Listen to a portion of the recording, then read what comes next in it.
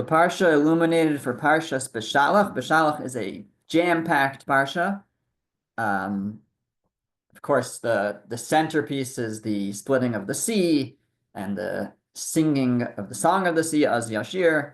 But in truth, that's just the beginning. After that, we have various important events like where they didn't have water and they went to Mara, and you have all the events with the man and the manna falling. At the end of the parsha, you have a war with Amalek. So there's really a lot going on, a lot to speak about. But we're going to start from the very beginning of the parsha and the opening verse. So the Jewish people have just been released from Egypt, sent out and redeemed. And the parsha begins, Vayhi Beshalach Paro es ha'am. It came to pass when Pharaoh let the people go.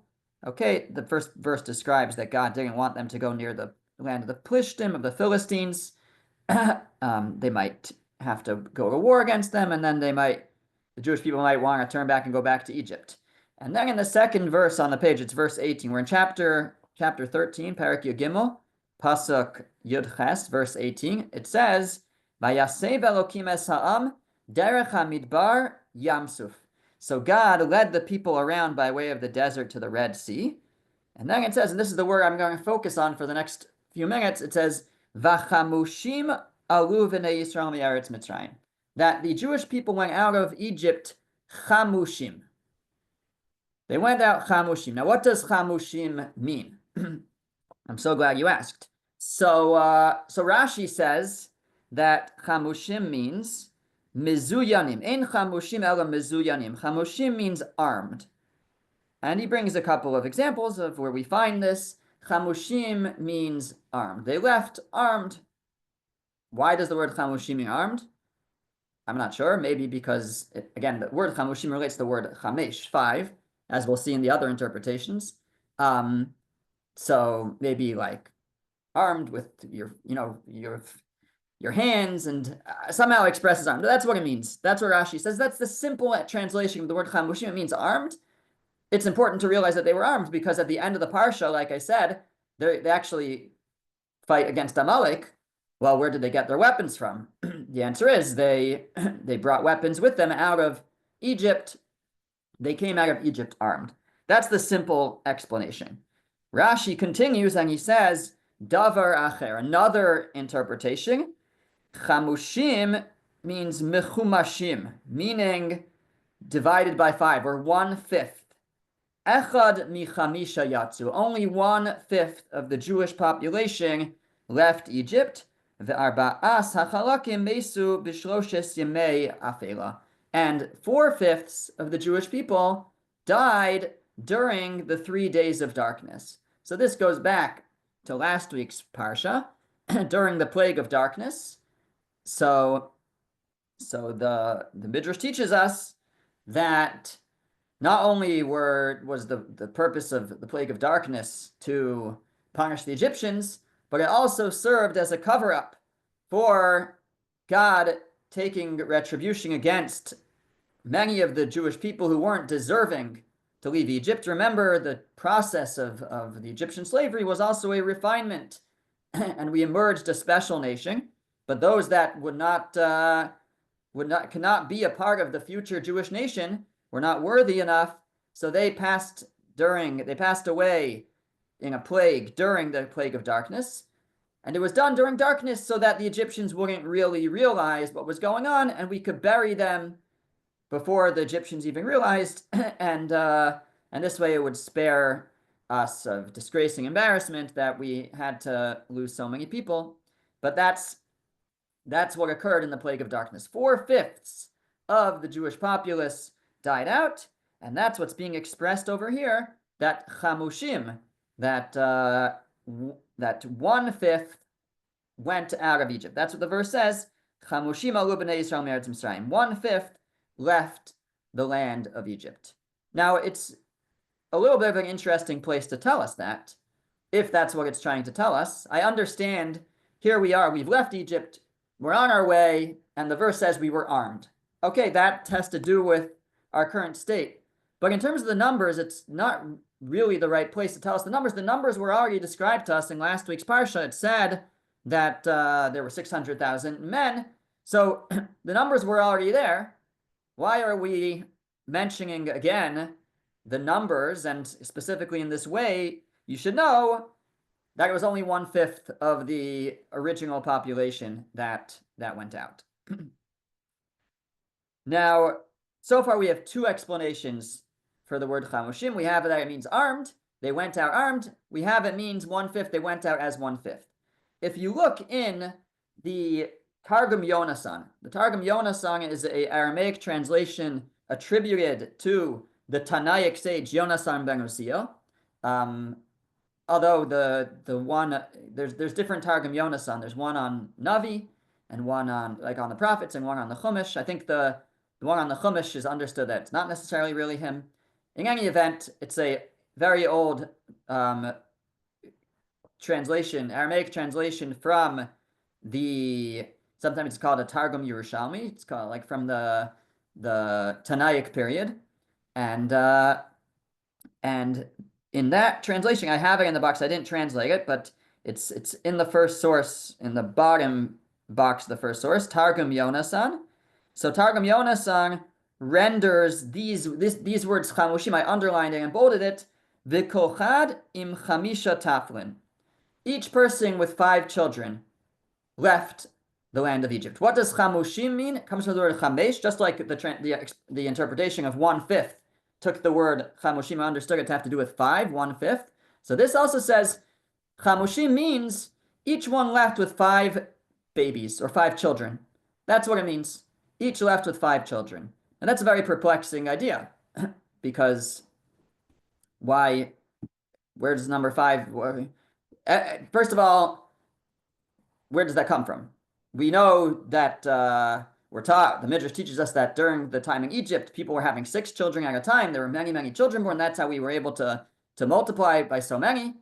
Where does number 5 come from? And even if it had been that we were having 5 at a time, but that wouldn't mean we each left with 5 children. Why would we each leave with 5 children? It could be many more than that. Not only that, but it seems to be saying everybody had 5 children. Was this like birth control, rules that everybody's only allowed to have 5 children in our nation, and that's it. And everybody had 5 children, like the early version of Chinese laws limiting the number of children. Where does this come from? That they each left with 5 children. It's such a strange interpretation. Why would he say something like that?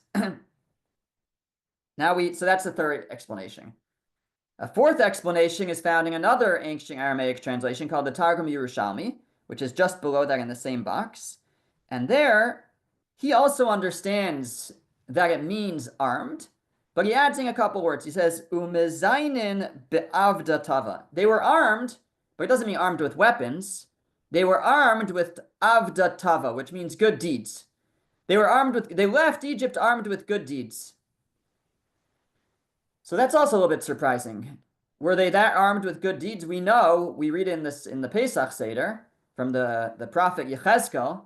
Prophet Yechezkel says that looking back, that God looked at us and he said, "You are arom ve'eryeh. You're naked of deeds. You're naked of merits." That's why we had to bring the Karban Pesach and do bris milah. We had to bring the Paschal offering and circumcised before we left Egypt. Now, it could be referring to that. It could be now we're armed with good deeds because we did some good deeds. We did some mitzvahs before we left, and now we're armed with good deeds. But other than those, it would seem that we're described as empty, as bare, and not armed with good deeds. So what is this supposed to, unless it's referring to Karban Pesach, but maybe perhaps there's another way to explain this. What does it mean that as we left Egypt, we were armed with good deeds? It would seem that this was a merit for our salvation, maybe a merit for the splitting of the sea, but in what way were we armed with good deeds? So again, we have 4 interpretations of the word chamushim that were described. We left Egypt as chamushim. The simple reading just means armed. We had weapons, we're going to need them later, fine. But three other interpretations that really are difficult to understand. One is Rashi, he says that it means we left with only 1/5. And our question would be, why is that significant over here? Why is it mentioning that over here? We're not counting, we're not listing the number of Jews right now. Why is that significant right here? The other interpretation, Targum Yonasan, that we each left with 5 children, just doesn't seem to make any sense at all. What could that possibly mean? And the last interpretation of the Targum Yerushalmi, that we left armed with, also armed, he understood it's armed, but he added in the words with good deeds. And what does he mean that we were armed with good deeds? So the Be'er Yosef, of Yosef Salat, a rabbi in Jerusalem in the 50s, before and after too, but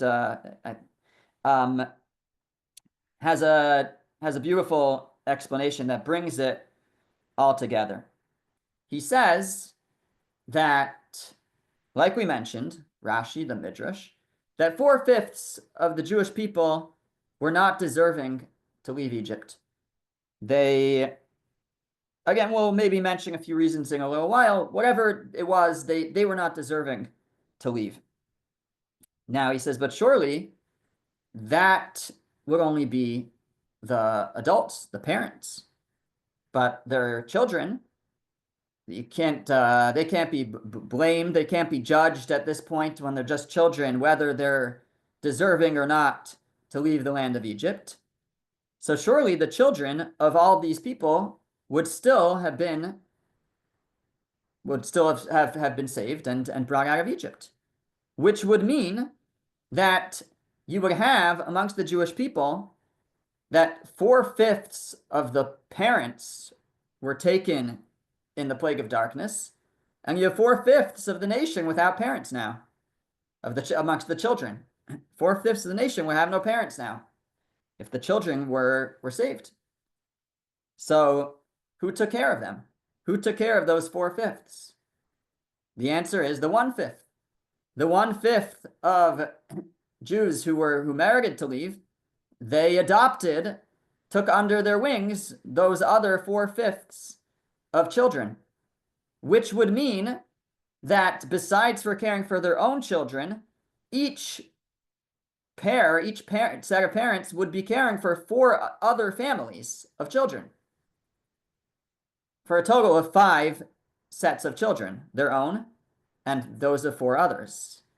And so when it says that they cared, when Targum Yonasan says that each one, they were chamushim, they were each caring for 5 children, it means 5 sets of children, 5 families of children, their own family as well as those of 4 others. And when the Targum Yerushalmi says they were armed with good deeds as they left, this is exactly what we're talking about.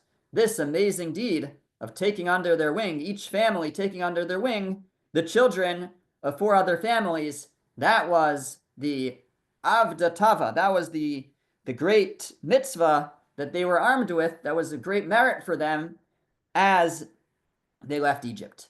And so, in truth, it comes out that all 3 of these interpretations are really coming back to the same point. Why is it telling us that only 1/5 left? It says, again, if you read it in the verse, it says, God took them by way of the desert, and the children of Israel were armed when they went up out of Egypt. So he took them by way of the desert. They're not going out for a bowling trip, and inviting the neighbors to come along with them. They're going out to the desert for a journey to another land. Not easy to be responsible for so many other children, and yet they took them under their wing. And so it's telling us that only 1/5 left, but they took along the children of the other 4/5.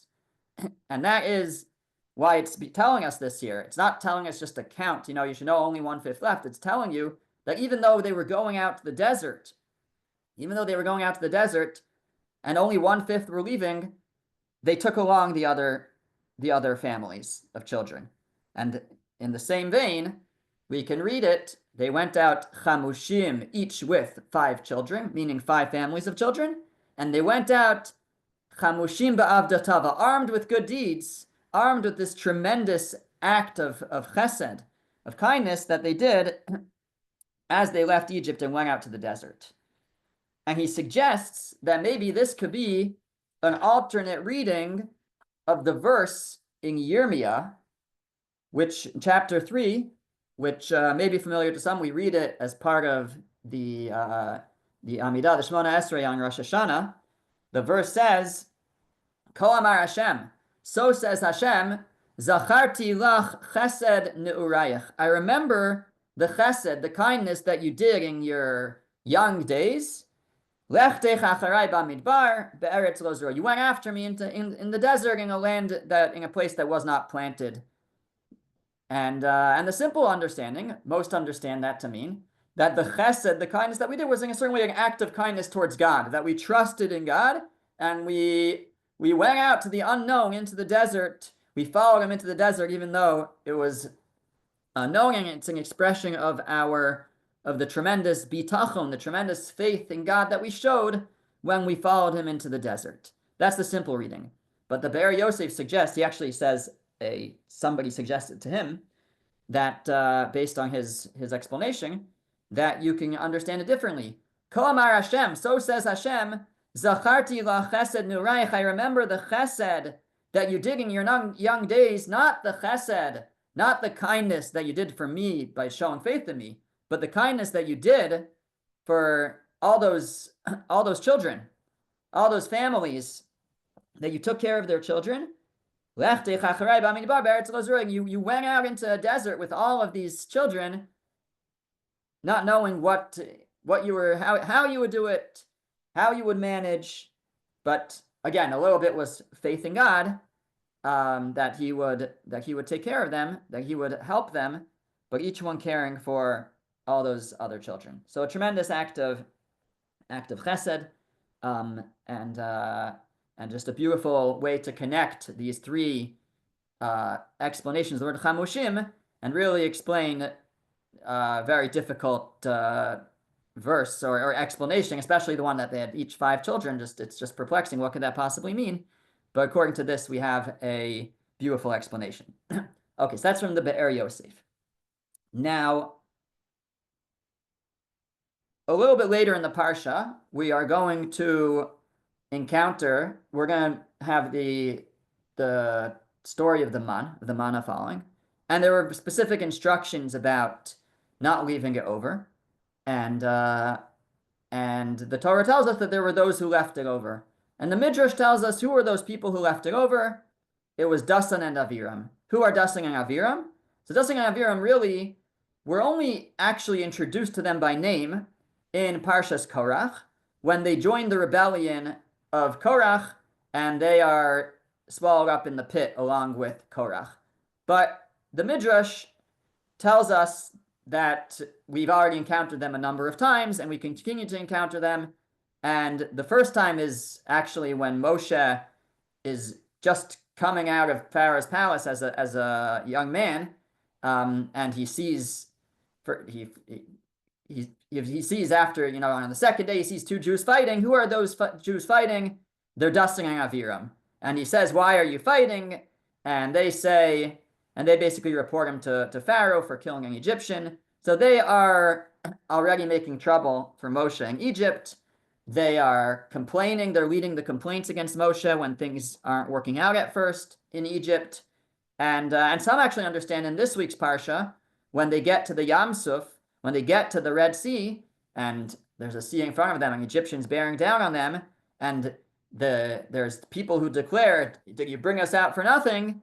That was also Dasan and Aviram, according to some. Which leads us to the question then, if 4/5 of the Jewish people died out in the plague of darkness because they weren't deserving to leave Egypt, how in the world did Dasan and Aviram get out of Egypt? These guys seem to be the worst of the worst.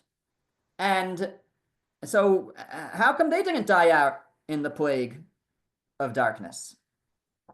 So this is actually a question that's asked by many commentaries and early commentaries, even the Rush. And I'll share with you a couple of, there's many answers offered, suggestions.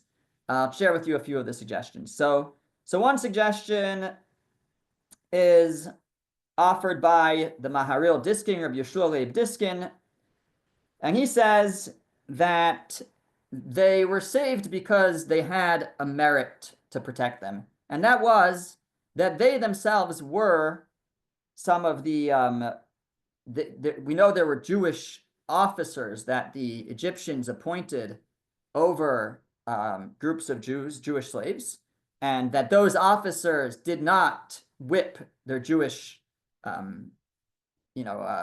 the underlings, those who were under them, and instead suffered their being whipped.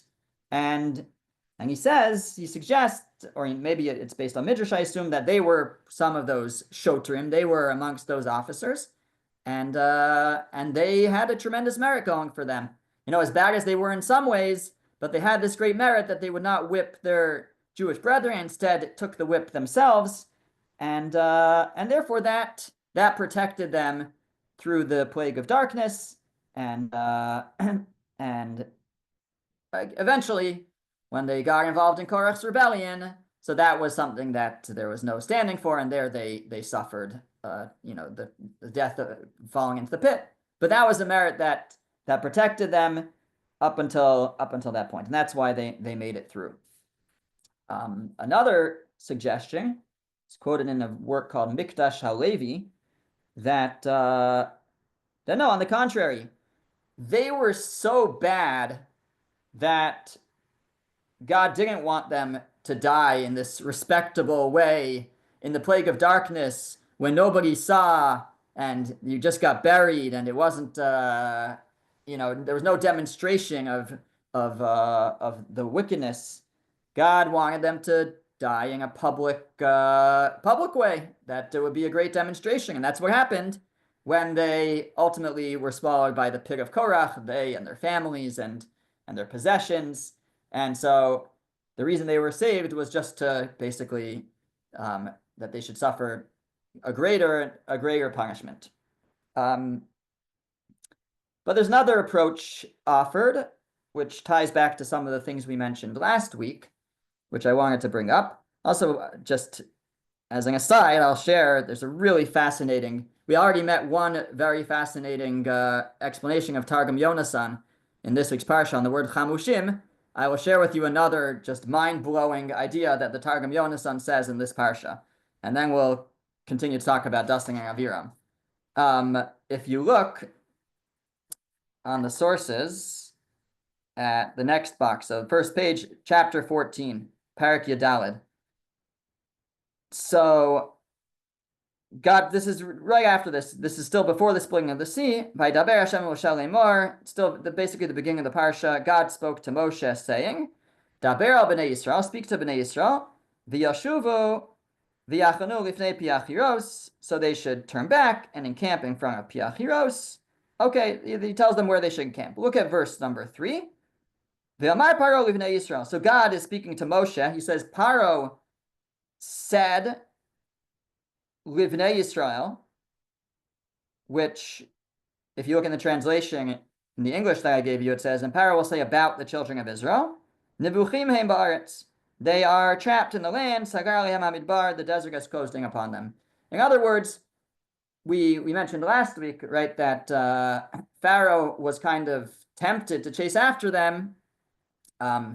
We talked about how he was originally expecting them to only go for 3 days, and when he saw they were out for longer, that's when he said, I'm going to bring them back. But it was more than that. It was, as is described over here, he saw they were kind of stuck and wandering.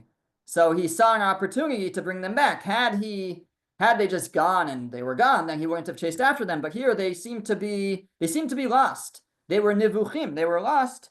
So he decided he said the desert is closed in upon them. They don't know where they're going, and he decided to chase after them.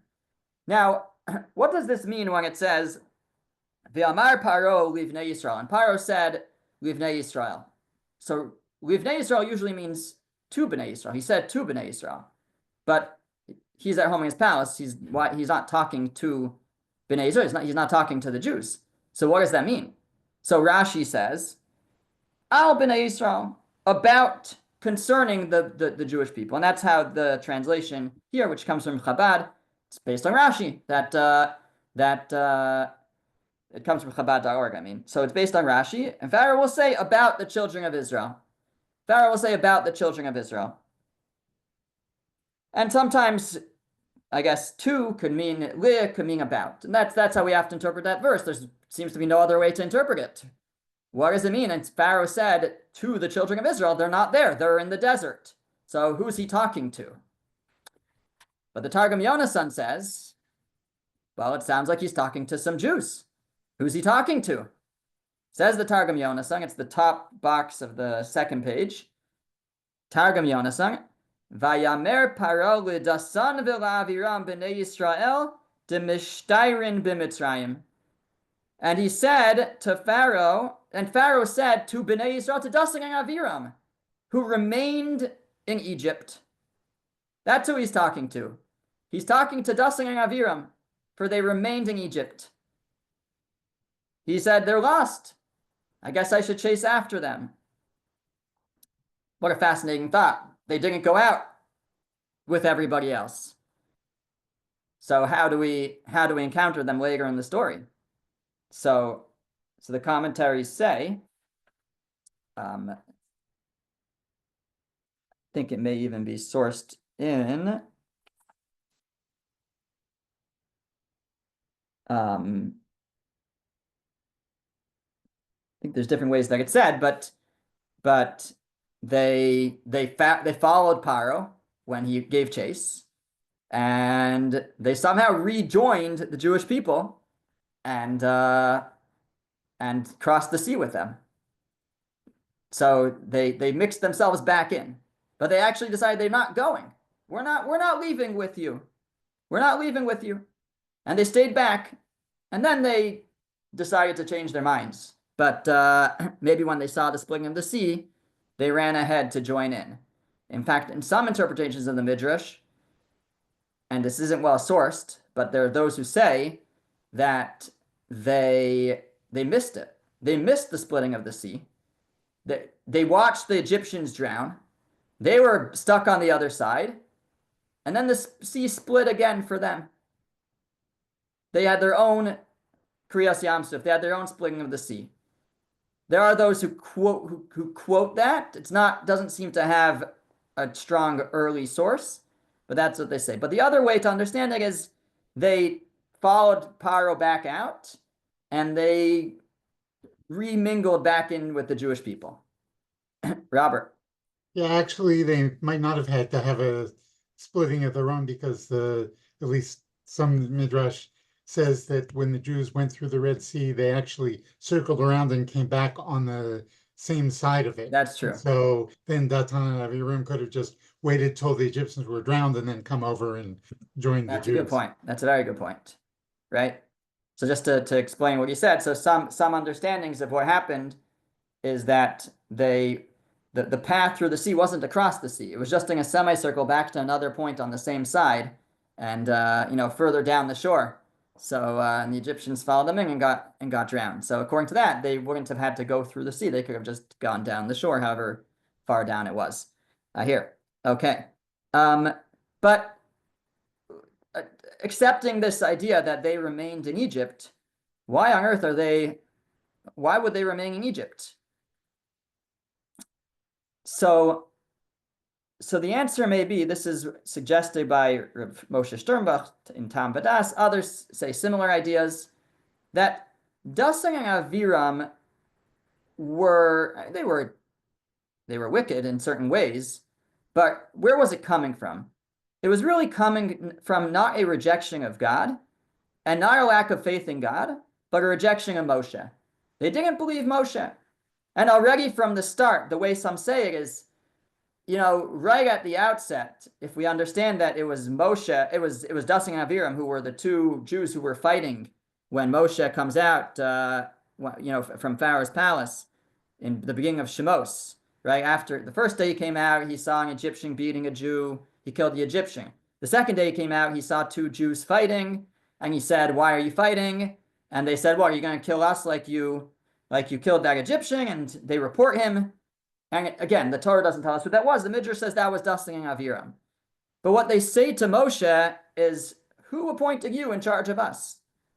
In other words, they have a problem with Moshe. They think he's just trying to grab power, that he's putting himself above everyone. And they also don't believe him that the time for the redemption has come. And this is what we talked about last week, that God had told Avram, and the tradition that they had was they were going to be slaves for 400 years. Well, only 210 years of slavery had elapsed. So they didn't believe Moshe that it was time to go. They thought Moshe was making the whole thing up. And so it wasn't coming from a lack of faith in God. Certainly God would take them out at the allotted time that he had promised after 400 years. And they had full faith in that. But they had some time before that was going to happen. And so and that's why they were rejecting Moshe. And that's really why they continued to challenge Moshe, although it's hard to understand because you have the splitting of the sea and you have, the giving of the Torah, and it's difficult to wrap our minds around how they would continue to reject Moshe. But we know they did. Korach joined, as well, but they did. But that will also explain why at first they stayed back in Egypt. They just said, "We're not going. It's not time to go yet. It's not time for the promise that God made to Avram to reach its conclusion, and we're not going to leave." And then we don't know exactly what changed their mind, but when they saw the way that things were unfolding, they would have changed their mind. So again, this is one idea from Targum Yonasan. They stayed back, but whether we accept that idea or not, that they stayed back, but we can understand that their problem wasn't so much with that they didn't have faith in God. It was more that they didn't trust in Moshe. And we could say, therefore, this is what Rav Sternbuch says, that those who died in Egypt were not the ones, were people who didn't trust in God. They didn't have faith in God that he could take them out, or they just didn't want to be redeemed. They said, "We prefer Egypt. We think it's a better place. We don't want to have anything to do with God. We don't want to go get the Torah, whatever." But Dasing and Aviram were not part of that group. Dasing and Aviram had their own issues, but it wasn't. They didn't believe in Moshe. They believed in God.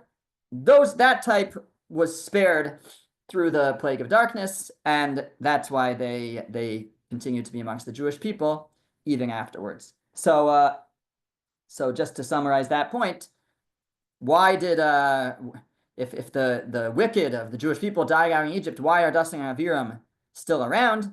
So we mentioned three answers. Number one, they had a great merit for them, which was that they were shotrim, they were officers over Jews in Egypt, and they did not whip them, and that was a merit for them that saved them, that spared them despite all their deficiencies.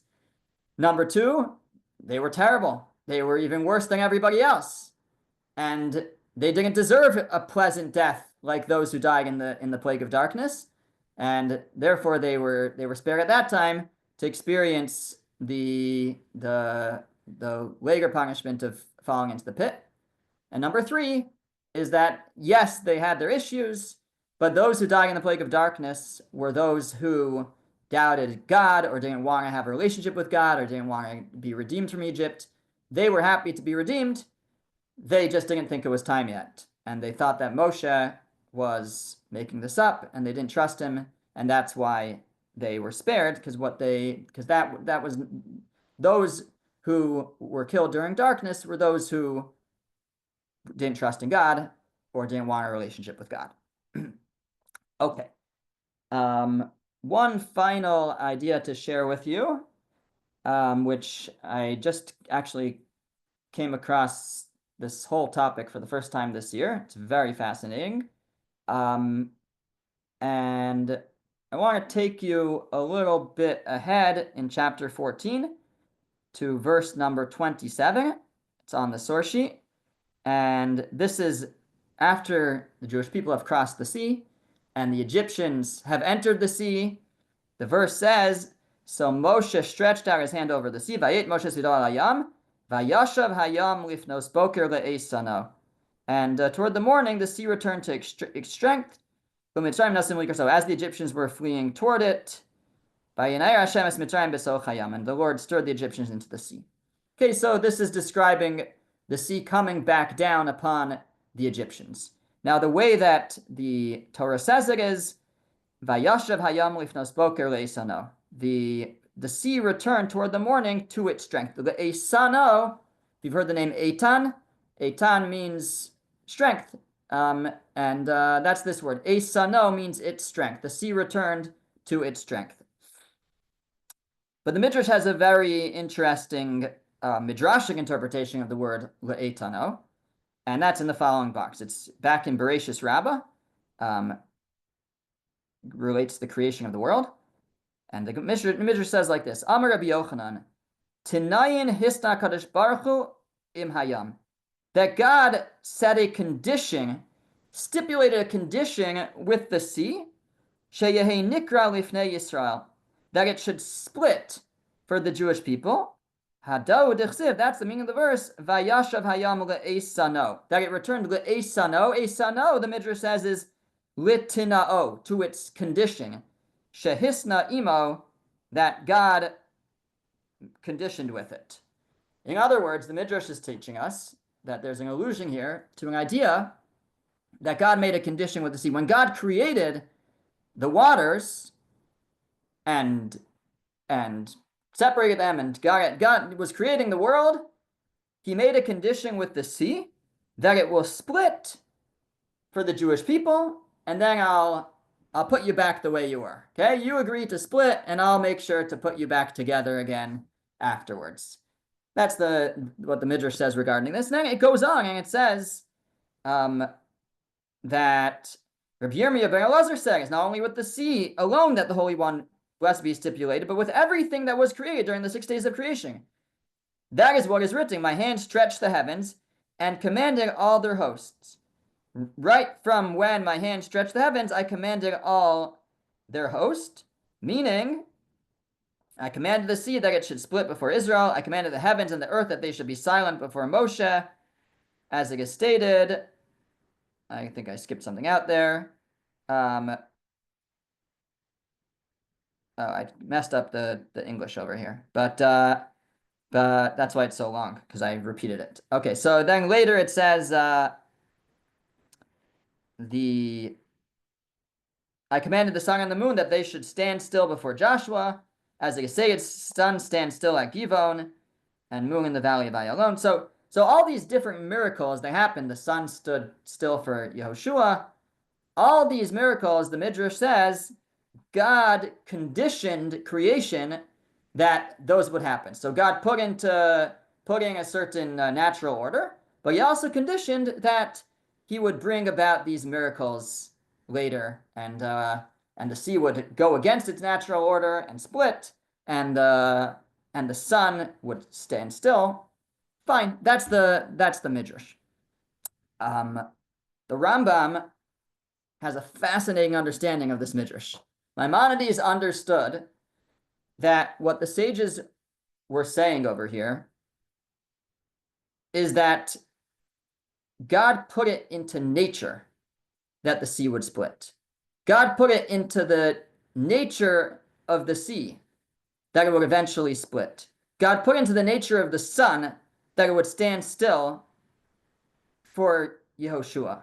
In other words, this wasn't what we would typically think of as a miracle, which is beyond nature. In a certain sense, the Rambam is saying there's really no such thing as a miracle, because every miracle that was to happen was put into the nature of that item at the time of creation. When it says that God made a condition with it, he was putting it into its nature, that it's part of what. Can you measure it? If you have the right tools, I'm not sure. It could be that the Rambam's saying that there's some kind of natural phenomenon that are contributing to this super rare event. But that's how he says it. And he says this also regarding the following Mishnah. Mishnah says in Pirkei Avos, chapter 5, Asara dvarim nivru be'erev Shabbos ben Hashmashos. There were 10 things created on Friday afternoon when God was finishing creating the world during the twilight time. So right before Shabbos. What were they? Elohein, Pia Aretz, the mouth of the earth that would swallow up Korach and Dasin Aviram, Upia Be'er, and the well that we also meet in this week's Parsha that provides water. All this water comes from a rock. That's a miracle. It was that was created during the 6 days of during Ben Hashmashos, during the twilight time at the end of the 6th day of creation. And it lists off a number of other either miraculous or other things over there. So so the Rambam, let me just quote what the Rambam actually says. He says that at the creation of these items, God placed into nature that they should do whatever they do, whether it be something that seems natural or something new that we've never seen before. It was put into the nature of these items at the time that they were created. And that's why it says here in this Mishnah that God, on the 6th day, he put into the nature of the earth that would open up for Korach to fall into, and to the well that it would give water, and the donkey that it would speak. This is all part of the nature. It's part of the nature of donkeys that once in a every few millennia they open up their mouth and speak. You've never heard it, you've never seen it, but it's part of the nature of donkeys. Was what God put into the natural order. That's what the Rambam says. Mrs. Rosenbaum, you wanted to say something? Yeah, so let me get this straight. So the mouth of the earth is when like Korach went into the earth like an earthquake. And the mouth of the well is like Miriam's well? Yeah. Okay. And what is Shamir? The shamir was the special worm that they used to cut the rocks for the Beis Hamikdash. Yeah, okay. And what's the letters and the writing? That's on the 10 Commandments? Yeah, that has to do with the luchos. Yeah. Yeah, so I'm not sure specifically like each one that is interpreted, but yeah. Okay. Okay, and the rainbow is the rainbow. Okay, thank you. Yeah.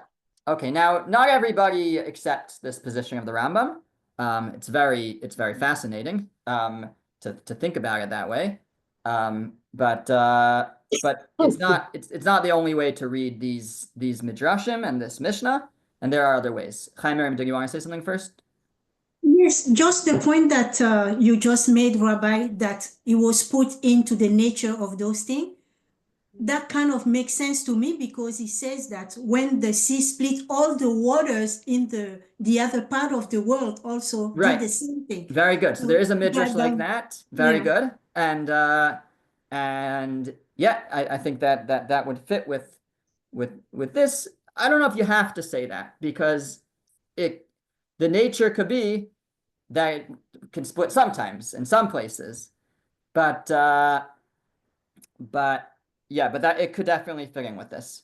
In Mor Nevuchim, in the Guide to the Perplexed, the Rambam also mentions this, the same perspective, and there he adds something. So he says, so when a prophet comes and predicts one of these events, so what's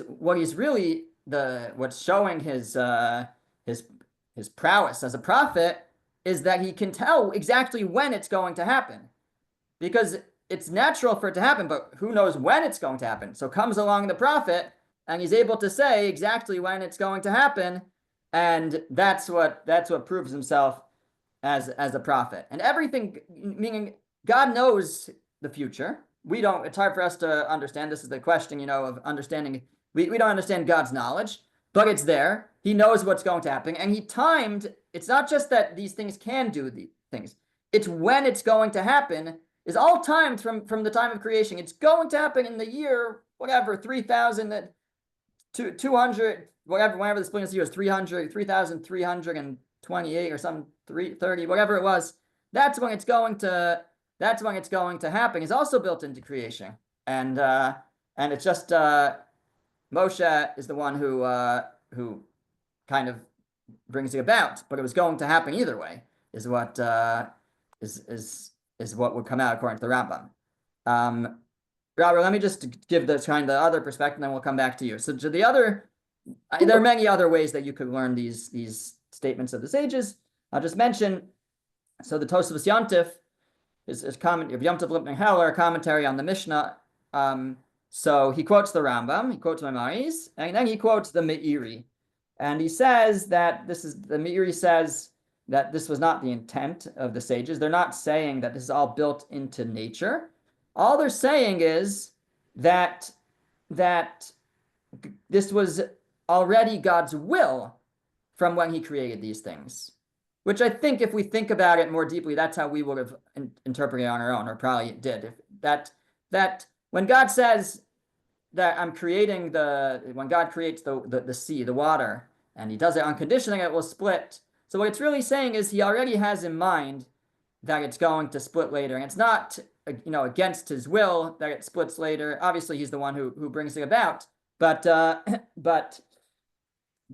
don't think that he changed his mind is really the point he's making. That later he changed his mind and decided, you know what, I need to split the sea one time. So even though I meant it to never split, but now it's going to split. No, already at the time of creation, God planned that one time it would split. It doesn't, or more than one time really, because it split for Yoshua at the Jordan, and other times, but not that it's part of it had to be built into the nature of the water and the nature of the rock that would produce, would be a well and produce water. No, later that God just knew at the time that he created it that he was going to alter the natural order later in history. And that the sages are telling us, don't think that this is an aversion from God's original will, that his will changed. His will remained consistent. And what the Tosafos Yontif ultimately says, which is very meaningful, is that what really this is bringing out is that already similar, he actually compares it. We say that Bereshis stands for Bishvil Rashis, that God created the world for Rashis, and Rashis could refer to the Torah, Rashis could refer to the Jewish people, that God created the world for the Jewish people to receive the Torah, to help bring the world to its ultimate purpose.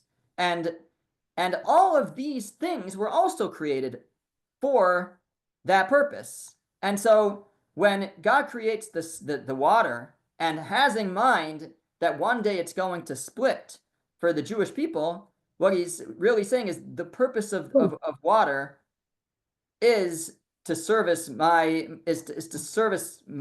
goals for creation. And part of bringing about that goal is that the sea should split for the Jewish people, and that the earth should swallow up Korach and those who are rebelling against Moshe, and that the Jewish people should have water in the desert.